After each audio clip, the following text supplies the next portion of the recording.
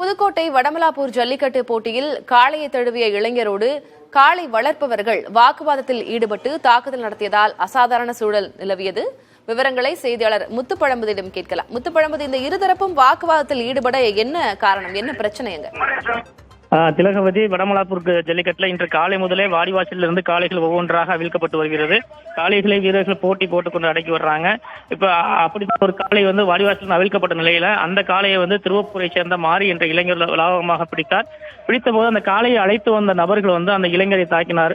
தாக்கும்போது இரு தரப்பு இந்த வீரரோட வந்தவர்களும் அந்த தாக்குன தரப்பை சேர்ந்தவங்களுக்கு இடையில வாக்குவாதம் ஏற்பட்டது.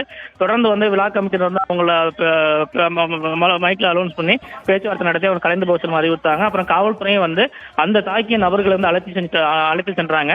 ஏன்னா அந்த காளையை ஏறி தழுவியனால அந்த வீரர்கள் அந்த மாடுகளை அழைத்து வந்த நபர்கள் அந்த வீரர் தாக்கி வாக்குவாதத்தில் ஈடுபட்டாங்க. இதனால சற்று நேரம் போட்டியும் நிறுத்தும் சூழல் ஏற்பட்டது.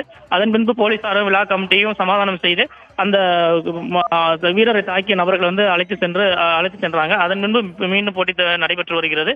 இதுக்கு காரணமே அந்த காளையை பிடித்ததுதான் காரணமாக கூறப்படுகிறது. திலகவதி, தொடர்ந்து இப்ப இதுவரையில வடமலாப்பூர் ஜல்லிக்கட்டை பொறுத்தவரையில 550 காளைகள் அவிழ்க்கப்பட்டிருக்கு. 550 காளைகள் அவிழ்க்கப்பட்ட நிலையில காளைகள் பாய்ந்ததுல 24 பேர் காயமடைந்திருக்காங்க. மேலும் இந்த ஜல்லிக்கட்டு போட்டியில காலையில பாத்தீங்கன்னா ஒரு காளையை அவிழ்க்கும் போது எனது காளையை பிடித்தால் 1 லட்சம் ரூபாய் பரிசு வழங்கப்படும் என ஒரு காளையின் உரிமையாளர் அறிவித்திருந்தார். அந்த காளையை அந்த களத்தில் இருந்த அன்னவாசல் பகுதியை சேர்ந்த மோகன் என்ற வீரர் ஏறி தழுவி அந்த காளையை பிடித்து வெற்றி பெற்றார். உடனடியாக விழா கமிட்டியினர் அந்த காளையை தழுவிய வீரருக்கு 1 லட்சம் ரூபாய் பரிசு தொகையை வழங்கினாங்க. தற்போதைய கள விவரங்களுக்கு நன்றி முத்துப்பழம்பதி.